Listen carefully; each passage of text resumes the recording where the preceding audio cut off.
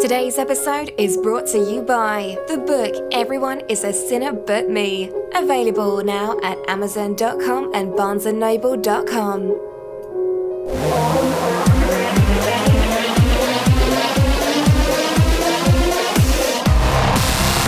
Live from Volpis Studios, it's the MCS1 show featuring Caleb Hannah, and now your host, MCS1. Welcome everyone! Welcome to another wonderful edition of the MCS1 show. Once again, I, MCS1, is joined by my dear friend Caleb Hannah. Oh yeah. Welcome, Caleb. Thanks, man. Yeah. Good to be here. Mm-hmm. As always. As always. So, today, Caleb and I got a subject we're really excited to talk about. And very passionate about. Because everyone is passionate about it these days. The number one thing that apparently matters the most in America is customer service. Ugh. Stop it. No cheers. Nope. Cut the cheers. No. Anyway, so customer service. I think what we're going to do to kick this off, everyone's pretty familiar with customer service. Yeah. I mean, you get it pretty much everywhere. I found an internet definition from our favorite source. The ultimate source of knowledge? The ultimate source of knowledge, the Urban Dictionary. Wow. So, The Urban Dictionary, the ultimate source of knowledge, at least on this show. anyway, here's the Urban Dictionary's definition, or one of them, that I felt was most appropriate for this show, with the Perfect. least amount of swearing. That's the great thing about the Urban Dictionary. It's just... There are so few posts that don't have some obscenities. I know. For customer service. And it says, a service that a company provides to individuals. 90% of what customer service representatives deal with are people known as idiots. These idiots are losers, whiners, and no do-gooders that have nothing else to do with their time. It sounds like something Trump would call people. He's an idiot, he's a loser, a whiner, and a no-gooder. But has nothing else but better to do with their time. But he loves me. But he loves me. He loves me. He's my He friend. loves me. He's my friend. I am pulling very well with the losers and the whiners. The no-gooders, not as much, but they'll come around. They're idiots, but they love me. But they love me. I got friends who are idiots. That's totally how he'd say it. Look at my idiot over here. I mean, Did I pay you to say that you were my friend? No, of course I did not. yeah, seriously, dude. Well, that's really what customer service is. Yeah. And Caleb, you ever seen the movie Clerks? Yeah. Clerks 2 is in my top 5 favorite movies. Actually, my second favorite movie. Really? Clerks 2 is Wow. really. I know a lot of film people are out there. It's like, not Clerks 1. Oh, gosh, go away. But really, you like the sequel. I like Clerks 2 better than Clerks 1. I haven't seen Clerks 2. I've seen Clerks 1. Really? No, I haven't seen it. Oh, Clerks 2 is amazing. We'll have a viewing party. We should. So Clerks 2, and same with Clerks 1, it's all about dealing with customers. Right. And how Right. stupid they are, and the dumb things they ask, and it's just so perfect, because it's like... The ridiculous demands. Yeah, and things like that, like, one of them goes into a movie store, it's like, hey, do you have any new releases or new movies? And the camera zooms out, and like right behind him, it says like, new releases, new movies. Like right behind him, and it's... Yeah. And it's things like that. Right there, you idiot. Yeah, exactly. And so that's kind of how I feel on customer service. I've worked, I want to say a lot of customer service jobs, but I've worked a lot in student housing and apartment housing, and I don't consider them customer service jobs, but unfortunately, they turn into customer service jobs. And when I'm there, I'm working in the business of renting an apartment, making sure your stuff gets fixed, and enforcing some rules, and that's about it. Right. Instead, I get pulled into drama, stupid requests, customers coming in claiming all of this crazy stuff that's in the contract when they've never even read it, even when they signed it, and just making all these crazy assumptions. Gotta love that. About things. And they're like, this is illegal. And I'm like, no, it's not. It's perfectly legal. I love how you they just think it's illegal because you just think that. Because you don't like it. Yeah. I love how they always say, like, oh, this is illegal. And then it's like, well, okay, could you name me the statute that I'm violating, please? Yeah. Because I'd like to know so I can correct it. Can you please tell me your source of information and knowledge well, the Urban Dictionary said so. My feelings. And that's what it really is. It's feelings over facts when dealing with customer service. Right. Type things. And so I kind of feel bad for customer service people. Because they just deal with idiots all day. Dude, I worked in customer service for 6 years. And I did both the frontline customer service and I supervised a team of customer service people. And holy crap, it's the worst. Yeah. So I came up with 3 general thoughts that I always find from customers. And I'm hoping if you have these thoughts, you change them. Because really, this is horrible. And so these thoughts are what customers have that make customer service just unbearably horrible. So thought number 1. The customer is always right. And this to me is an outdated idea. And it was made during a time when there was way less entitlement. Oh, absolutely. And just demanding things. Like, it's made during, like, what, the 40s? Something like that. Maybe the 50s? I don't know. Yeah, like, I'd say, like, the early to mid 20th century. The customer is always right. Yeah. And, no. But it's also back in a time, customer is usually wrong. Well, especially now. Yeah. And it's bad. It's not even close. Yeah. Not even close to the customer is always right. It's like, maybe the customer's right 10% of the time. I would say 10%. That's pretty high. Yeah. Because here's the thing. I'm rounding up here, people. Rounding up, people. Rounding up from 1. To the nearest 10. To the nearest 10. So here's the thing. If you're like a customer service representative or something, you work with the company, you know the policy, you've been trained on this type of stuff. Someone who hasn't comes in and is like, well, you should be doing this. Who has no actual experience with something and is telling you how to do your job.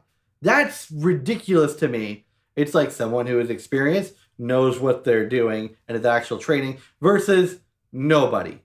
And that's kind of where the customer is always right, is a completely flawed and stupid idea. Well, and I love it when like you kind of mentioned a little bit earlier, I love it when they bring in legality and stuff. They're like, oh, this isn't legal. Yeah. And it's like, okay, where are you? How are you a lawyer? If it wasn't legal, first of all, if it wasn't legal, sue us. Yeah. Get yourself some money. And you want a free product because something's not legal? Just sue us. You can get thousands of dollars. Yeah. And I hear that type of thing all the time. People are always quick to sue. Yeah. And I'm always thinking, I never say this to them, but I'm just like, 1, what lawyer will represent you? Yeah. And 2, do you have the money to fund a lawyer and pay all of these legal fees to really get what you want in the end? And is this worth it? Well, and I mean, most companies these days especially have a legal team. Exactly. Who's gone through everything. If something wasn't legal, then they've got a very negligent legal team. Yeah. It's almost guaranteed that they're making that crap up. Exactly. And so it's always like, well, I heard this, or I have a friend who does this. Chances are, exactly. Chances are it's some random guy who lives in his basement, or lives in his parents' basement or whatever, who's just making up stuff and saying, oh, this is the law. Well, I was really bored one night, and I was on Wikipedia, and I saw all this stuff, and basically what you're doing is illegal. Oh, yeah, I love that, too. I might have been really tired when I was doing it, but I'm pretty sure this is accurate. I don't know, I read some articles. I did my Google research, so... Yeah. That's WikiLeaks. That's how I know that, the... Earth is flat. The Earth is flat, and vaccinations cause autism. Exactly. So, I did my Google research, guys. Don't worry. You know what gets rid of autism, right? Snake oil! Snake oil! Cure autism! So, thought number 2. No matter what you do for customers, it's never enough. Oh, it never is. Never. It never is. And it just blows my mind. Like, I'll do, like, all this stuff for people, and they'll come in and be like, okay, here's what we could do for you. These are the terms or whatever. Like, well, is there anything else? I say, maybe this. And they go, what else? And it's like, all right, that's enough. You've already given 2 allowances. You've crossed it. I'm done. Seriously. And then they get mad when they're told no. Well, and the funny thing about it is they're usually not told no initially. Yeah. Usually it's okay, let's check it out. If we can do something, we will. Yeah. Because, most companies value your business and they want you to come back. Like companies really don't care. They just have policies and procedures to only allow certain things. Right. And most of the things you ask for are unreasonably stupid. Yeah. Mostly on the stupid side. Mostly on the stupid side. Some of the complaints, I mean, I'm sure you've got stories upon stories. And most of the complaints are just these stupid, ridiculous things where it's like, no, we can't do that. And my favorite is always, well, these people do it. Yeah. And my favorite. Like, well, why don't if those people jump off a bridge, would you? Well, my favorite thing is I was like, well, then why don't you take your business to them? Yeah. And they never do. And that's the best response for those that work in customer service on things. Call people on their bluffs. Yeah. Like, what they're going to go... They don't actually want to change. Yeah. Especially with lawsuits or whatever. People are like, I'm going to get a lawyer. I'm like, good. Let me know when you... I go, I will believe you. I tell people this all the time. I will believe you when I am served a letter. Yeah, I usually will say, okay, I'm looking forward to the subpoena. Exactly. You know, which is essentially the same thing that you're saying. Yeah. The funny thing is that I always get looks back like, what's that? Yeah. Like, okay, so you're going to sue me. Well, you're so educated upon the law, I thought you knew what legal terms were because you were busting out the whole fact that this isn't legal, so... Yeah. Maybe you could explain to me where your actual knowledge ends. Gosh. I'm sure it would be a very short story. Yeah. Cool story, bro. Thought number 3, and this goes back to kind of the no thing I just mentioned. Customers have this idea that if they don't like an answer they receive, they can ask to be transferred to someone higher up in the company and just instantly be transferred to them. Yeah. Yeah. Any company, no matter what. Yeah. And that's one of the things too, you know, so in the time that I did work as a supervisor, whenever the frontline agent would say, no, that's not something we can do, and here's why, and because we were trained, you know, to give a reason why. Yeah. It's not just, no, we can't do that, good luck. It's, no, we can't do that because of XYZ. Mm-hmm. You know, and then from there, it's like, well, that should explain why we can't do it, so... But people are dumb. So shut up and go away, basically. Yeah. And then they'd always be like, no, I know you guys can do this, so I want to talk to your supervisor. If it ever came to me, it was really funny, though, because they would always... and this is probably terrible, it's a terrible reputation to have, but they'd always be like, well, he's just gonna say no. And that's what I would tell people when they would come to me. I'm like, the policy is no. I can ask the person higher up than me, but they're going to say no too. Right. And they're like, well, can you still ask? I'm just like, sure, whatever. Ask? No. I'm like, okay, that's all I need to hear. I go back to them, and I'm like, the answer is no. And they're like, well, I want to talk to him directly. And the boss that I have when I work in apartment complex housing, specifically requests that I do not give his number out. I can take their number, and then he can call them if he wants to. Right. And so that's a good policy to have. Yeah, and they get super mad about this, and it's ridiculous. And I tell them, I go, listen, you don't get to run up the chain of the command here.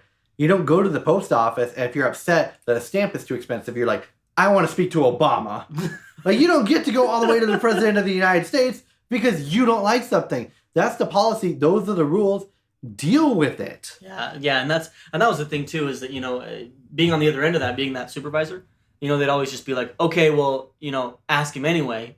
And they'd always ask me, and I would usually always be like, no. No, just no. We're not going to do that. Yeah, I would ask people to humor them, but I am a manager, so I can just say no, and I usually do. Right. But then they're like, well, I want to speak to this person. It's like, no. Right. And then the funny thing that would usually happen too, and I'm sure that, you know, this has happened with you before as well, I would say, be like, okay, well, I want to talk to him anyway. And so then whenever I'd get those calls, I'd always just be like, yeah, so, you know, he explained to me the situation, and this is what you're asking for, right? And they'd be like, yeah. And he'd be like, no. No. And they'd be like, that's it? And I was like, yeah, he already explained to you why, so I'm not going to go into that, but the answer is no. And then they'd be like, well, I want to talk to someone higher than you. And I'd be like, let me check if he's free. What an idiot. And then I'd pretend like I was typing. And then I'd be like, no, he's not. Hard pass. He's busy. And they'd be like, well, I don't believe you because he responded to your chat. And then I'd be like, he's in a meeting. You can respond to chats in a meeting, not a phone call. So the answer is still no. I want to be put on hold until he is done with his meeting. I've had that happen. Oh, no. See, and that's the crazy thing. Well, how much time do people have? They have time to negotiate this weird, stupid rules when within that time you could be doing something constructive that could make the money that you were requesting. Right. And that was something... I see people all the time who are like, well, I want this much money off. And I'm like, no. And they'll spend more time arguing for something that they won't get rather than taking that time and doing something constructive where they could actually make that amount of money and actually receive it. Instead, they're taking a really bad gamble with their time. And I don't understand why that, why that would ever be in your mentality. It's like, I think they think they're amazing negotiators or something. They're super like if there's a hostage crisis, they're gonna be like, I got this. I got this. Hold up. I know you're a criminal profiler, but I got this. Yeah. Back up. Back up. Hey, buddy. Release them hostages. No. Here's why. No. Okay, well, all right, why not? All right, you know what? I want to speak to your supervisor. Can I talk to the head bad guy? I want to speak to the guy who's over you. Yeah, him. Yeah, I want to talk to him. Yeah. He's shooting people? All right, I'm going to wait here until he's done. Okay, well, whenever you can just put me on hold. Just put me on hold. But the crazy thing is I actually did have someone wait 45 minutes on hold. What a legend. Did they get to you or did they get to someone else? When they were on with me. Yeah, they were on with you, but on with me. The person they're waiting for, what was the end result, I should say? The end result was me saying, hey, they've been waiting for 45 minutes. I told them it was going to be that long. Do you still want to talk to them? And then my boss was like, no, I'm busy. So then I get back on the line with him and I'm like, oh, you know what? He's still busy. Do you want to keep waiting? And they'd be like, I've been waiting for 45 minutes. And I was like, yeah, I told you it was going to be 45 minutes. That's why I said keep. You should have done something else with your day. Cut your losses. But then the crazy thing is she was like, I would like to wait, but I have stuff to do. And it's like, you really are going to wait. Apparently you don't have stuff to do. Yeah. Because you waited 45 minutes. And then it was like, well, what's his email address? And the thing is, much like... You don't have to give that out. No, I don't have to give that out at all. Yeah. And the only email address that I'm ever supposed to give out are email addresses that would be available, or that I was supposed to, I don't work there anymore, that I was supposed to give out were email addresses that were found readily on the website. Yeah. For the company. And I would say, well, actually, I can't give you his email, but here's this guy's email. Now, technically, this guy is above my boss. And she'd be like, why are you being so secretive? Why can't I talk to your boss? Like, I'm not being secretive, lady. I am following the procedure. And you're asking me to talk to my boss who already said no. Why don't you go above the person above him who might say yes? Because I don't know. I'm not allowed to talk to that person directly. But you can. So go ahead. And they'd be like, no, that's not how customer service works. And they'd be like, how long have you worked in customer service? And they're like, never. They're like, oh, I've never done it. Well, then you don't know how it works. You have no idea how it works. This is horrible. I waited 45 minutes. I'm going to sue. Yeah. I love that one, too. And I had one lady say, because I put her on hold for 10 minutes. 10 minutes. It was actually relatively short, but their time is so valuable. Well, and it was honestly to get it resolved, to get the issue that she had resolved. It was a very complex thing that required me to do a million things. Okay, and not a million. That makes sense. So I put her on hold. Honestly, 10 minutes is the quickest I've ever accomplished the thing that I was supposed to accomplish. And when you call people, you kind of expect it's gonna be a while. Right? Who calls a customer service line thinking, I'm going to be in and out in 2 minutes? Everyone. Yeah, I've never thought that in my entire life. I haven't. So it takes me 10 minutes to get this thing done. I get it done relatively quickly because I actually had a lot of the stuff already pulled up and ready to go since the person transferring to me did a great job or whatever with what he was supposed to be doing. But anyway, so I get this done. I get him on the line and they're like, I'm going to sue you guys for grievances because that was way too long of a wait. Grievances. And I was like, please. And I the funny thing is, and so I was kind of pissed because it was like, I just did all this work for you. I fixed your problem. And so I said to the guy, cool, then I'll wait for the papers that need to be signed when the subpoena comes my way. Are you going to pay my airfare to get out there so I can testify? The answer to that one was a definite no. And I was like, why not? Don't you want me to testify? Don't you want to prove how innocent you are and how much this grieved you for your time? That 10 minutes of that pain. whole 10 minutes of your time that I took away from your day. Which must be so valuable. That you'll never get back. Sheds a single tear. God. Seriously. And that was actually one of the things that this guy said to me. He was like, well, I'll never be able to get those 10 minutes back. And I was like, bro, you didn't Then why'd you call? Well, number one, it's like, yeah, why'd you call? But number two, it's like, I told you it was going to be at least a 10-minute wait. Why didn't you go do something else for 10 minutes? Because here's the bottom line with all customer service. They're all idiots, and they really don't have anything better to do. They super don't. They act like their time is so valuable. Like they're so great. And it's really not. No. And I'm not going to lie, most of the things that I deal with, I'm going to say they're petty. Yeah, extremely petty. Absolutely. Not just a little, but extremely. Yeah, no, and it's always just something that's like, they usually, I mean, to put it into sayings, they're usually trying to make a mountain out of a molehill. Yeah. That's what they're trying to do. What I want so bad is I would love a endless, and I've seen companies kind of do this. I want an endless dial system, as in when they call in, it's like, press 1 for this, press 2 for this, press 3 for this. And you just keep hitting... A phone tree that never ends. Yeah, it just keeps going in a circle, and they can't get anywhere, and you can't speak to a person or leave a message. Ooh. I'm guessing that's illegal somehow. Probably. They can sue you for grievances. I'm guessing so. But just have it set up as an automated line, because I'm not going to lie. Most things, there are emergencies. I do get that. Sure. But most of the things that I have can be solved with a simple email, which is usually sent, or a quick 30-second to a minute message from people. Like, I came in this morning to my day job. There was a guy I've dealt with in the past. Always really friendly, always really cordial. I've had no issues with them. Left a voicemail. Just said, hey, my air conditioner is currently out and it's not working. If someone could come by and fix that, that would be wonderful. Thank you very much. Have a good day. That was it. And guess what? We fixed his air conditioner today. So he's that 1% that's always right. He was right. But he's also not a D-bag. Yeah, see, and that's the difference. It's not just wanting something, it's the way you want something. Well, and it's, again, going back to it, it's the entitlement, it's the presentation. Exactly. Because, I mean, there are times when you deal with legit customer service issues, and at least in my experience, there were tons of times where there was a legit customer service issue, and I just didn't want to deal with it because they were being such a dick. Exactly. Or sorry, I'm not. It's my okay. apologies. Such a jimmer. It's been bleeped. It's been bleeped. No. But I just wanted to call him a jimmer. Oh, of course. I feel like it's more insulting. Exactly. Jimmer. All right. Well, that's our show. I want to thank Caleb for coming on. Of course. Talking about his wonderful customer service stories. So many. And yeah, if you want to get some customer service to the show, you can email me at mark@themcs1show.com. All right. Until next time, take care of yourself and each other. Peace.